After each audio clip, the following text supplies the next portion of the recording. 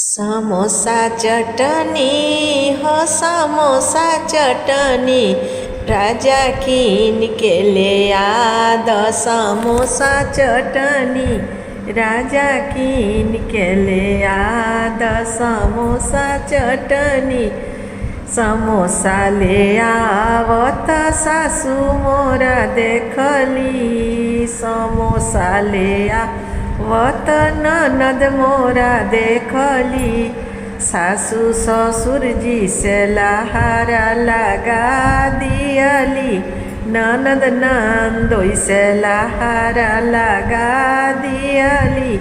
गोतिन भसुर जी से लहारा लगा दियली